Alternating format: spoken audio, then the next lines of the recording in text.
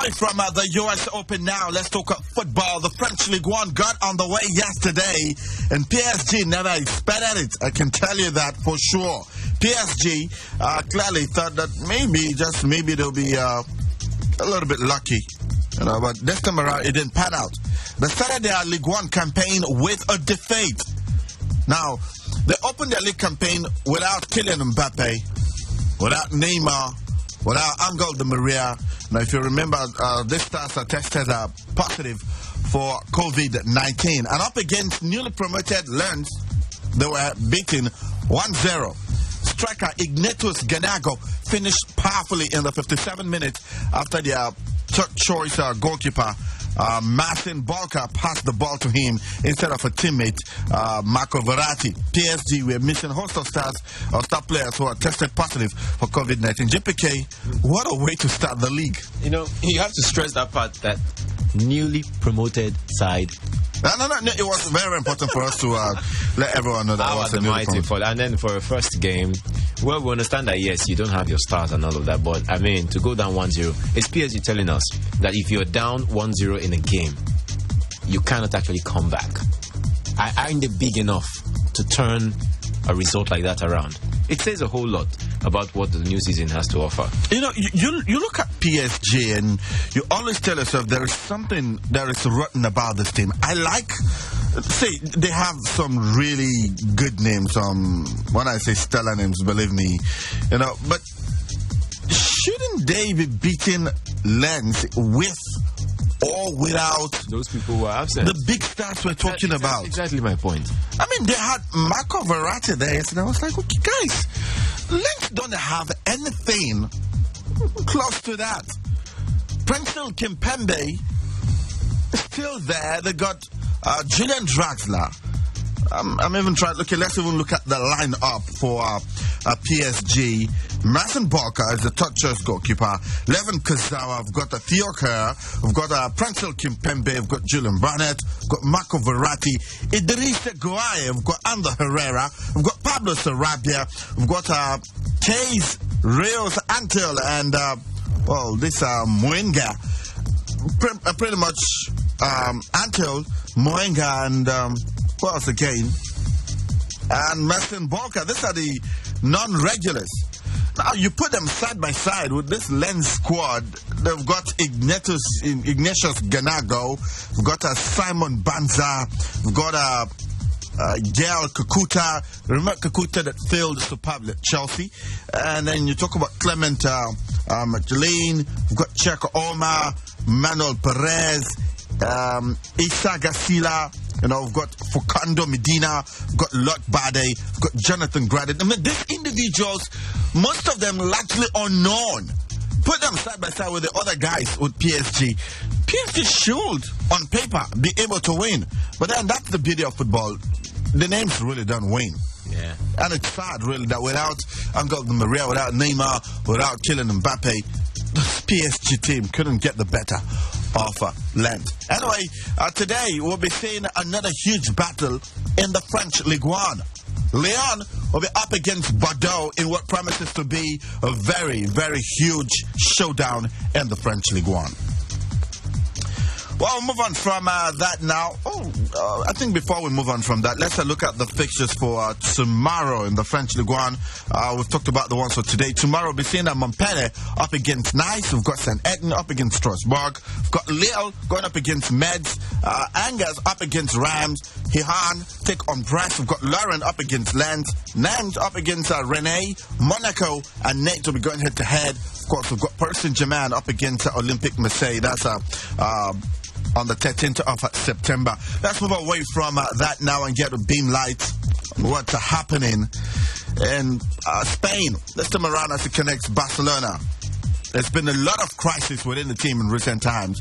But Barca's next presidential election will take place on March 20th, 2021. The club have confirmed on the month of March 2021. Now, current incumbent president Josep Maria Bartomeu, has been heavily criticized in recent months for his role in Barca's declining fortunes on the pitch. But we understand that he will not be replaced before the elections. Bartomeu could find himself, foisted before match with a vote of no confidence, but we understand that the likelihood of that happening is very, very small. Now, so far so good. 7,500 signatures have come through from our Barca members, for him to be forced out, but it's still a very, very difficult proposition at this point, considering the financial situation at Barcelona. So, the election will be holding on the 28th and the 21st of March 2020. Let's move away from 2021, sorry. Let's move away from that now and talk about Manchester United. Mason Greenwood has been told to train on his own at Old Trafford in the wake of his breach of COVID-19 protocols in Iceland. The 18-year-old reported back to United on Thursday, having been sent home from England camp in disgrace over the weekend. But upon his return to Carrington, Greenwood was told he must train away from the rest of the United squad for the next few days because of the COVID-19 risk. Well, JPK, it's not like it's the first time that England stars have broken the protocols, but in my own opinion, it's also important to fully reprimand the kids. Phil Foden and Mason Greenwood, they decided, in my own opinion, that was the first time that they saw the real world, that they felt like adults. All their lives, they've been monitored and protected by top-class individuals at Manchester United and Manchester City. Okay, they've been guided, they've been told what to do. So for the very first time, they were off Manchester United and Manchester City, and they're like, man, see life. And they're very serious now. Kids have been caged for a very long time, and they were given this chance to go to Iceland with the senior national team of England to play an international, and they're like, where are all those models for Iceland? We don't come, kind of thingy. So they clearly had to smuggle in the models from the beauty queens from Iceland to their hotel room. Chill in Iceland. The boys thought that they were men. So before they know, I only can bust out of the place. No, this is not another day. But on a very serious note, though, I think it's okay that they've learned, and maybe the press in England should also back off. Don't kill them already. They are not the first. The likes of David Beckham all were involved, right? Now, like I said, kids will always be kids. They will learn. Okay, they've come out to apologize, and I think that should be it. But I think I understand United asking Mason Greenwood to train separately just to make sure that he's not exposed, and he doesn't end up infecting the rest of the team, especially with the Premier League about to kickstart. Now, talking about Manchester United, Fred has stated his desire to stay at Man United with Brazil and welcoming the £40 million arrival of Donny van de Beek. Now, there have been suggestions that the South American could find himself becoming an odd man out at Old Trafford. Ole Gunnar Solskjaer was already well stocked in the engine room prior to adding the Netherlands international. Well, JPK, one thing Fred should know about Donny van de Beek, and maybe you listen to this one, is that Donny tends to get a lot of penalties, JPK. He's very good on the ball. He's got skill, all right, JPK? He's got a skill set that can confuse defenders. And then his ability to pick up the ball on the halfway line is something that makes defenders feel as though it's kind of difficult to stop him. But like I said, he has the capacity of winning lots of penalties. Last season, Manchester United were accused of being a penalty club. Well, penalty specialist Bruno Fernandes, I'm sure, will be buzzing like, oh my God, this guy's going to get me lots of more penalties. I will score the penalties. So if you're anti-United, you don't like United, or you don't like the penalties that United are winning, or brace yourself, it may actually be happening more this season, because Donny, so when you look at his track record, on a very serious note, just take your time to check him out online and look at his profile, you will see that he has the knack of picking up penalties, and you don't want it to be against your team. So we'll move on from Donny van de Beek in Manchester United and talk about Chelsea. New boy Kai Havertz has thanked Fikayo Tomori after the youngster allowed him to take the club's the number 29 shirt. Havertz has won the number 29 in each season of his senior career since making his breakthrough at Bayer Leverkusen in 2016-2017 season. Now, Tomori had been given the 29 shirt when he was promoted to the first team last year, but has now switched to number 14. Talking about Chelsea, the Blues have rejected offers from Inter Milan for N'Golo Kante, involving a swap deal with Christian Eriksen as well as Marcelo Brozovic. The Italians want Kante, 28, to anchor their midfield in this new season and have made the Frenchman their prime target. Chelsea, however, would rather sell Jorginho ahead of Kante and have no interest in either Eriksen or Brozovic.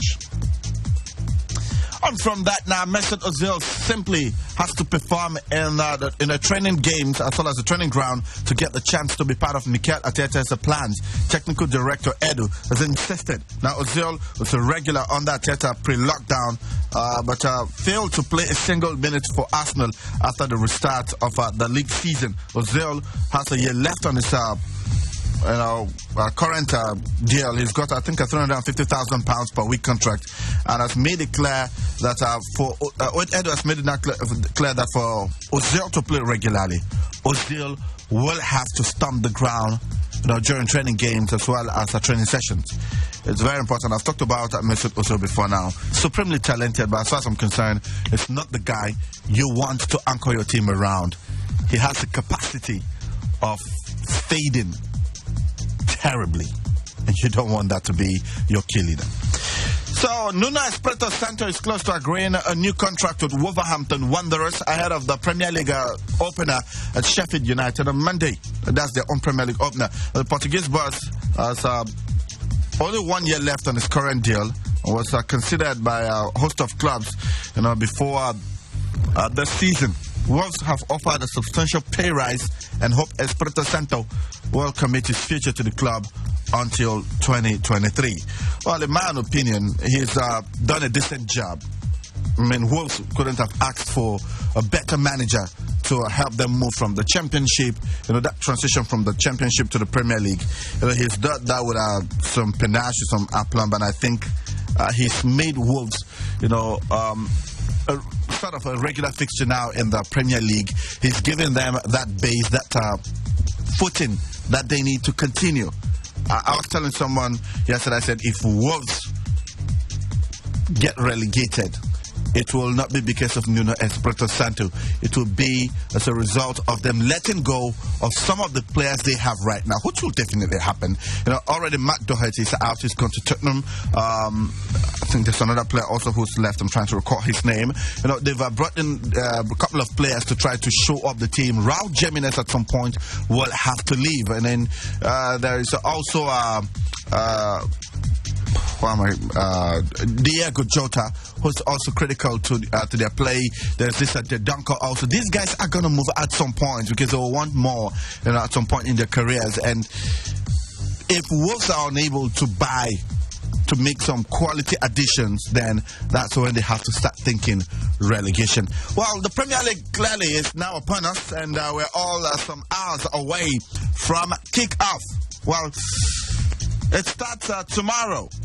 Arsenal up against Fulham will be the first game of the day.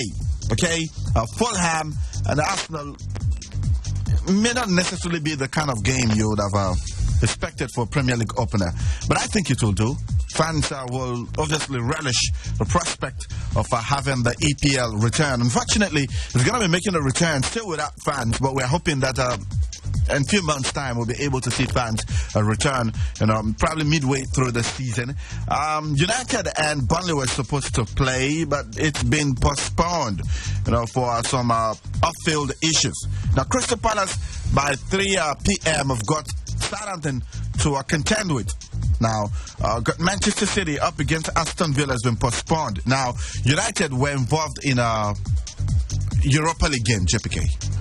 And City were also involved in Champions League. So United are still resting, and City are still resting.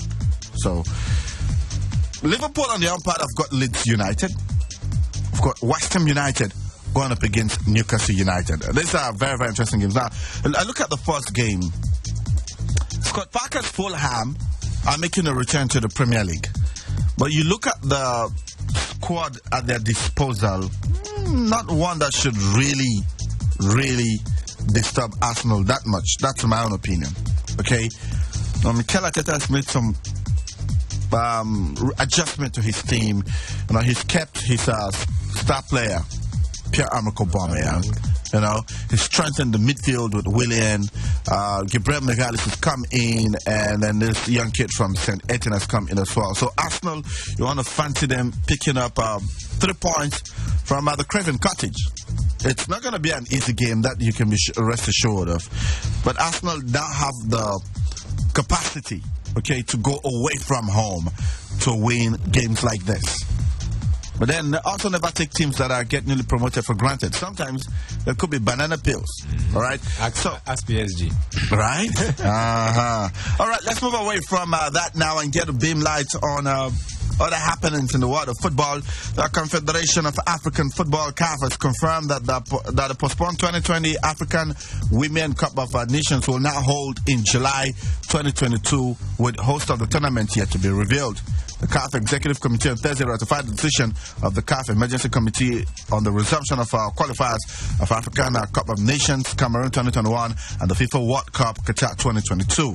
The biennial Women Continental Football Championship was in April postponed due to the COVID-19 pandemic.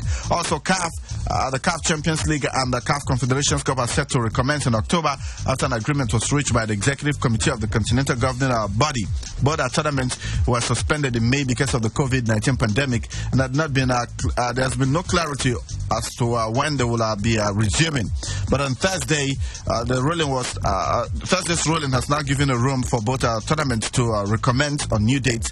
The Champions League semi-final first leg is now slated for the 17th of October and 18th of October, while the second leg is slated for the 23rd of October as well as 24th of October, and the final on the 6th of November. The Confederations Cup semi-finals are set for the 19th of October and 20th of October, and the final will be taking place on the 25th of October.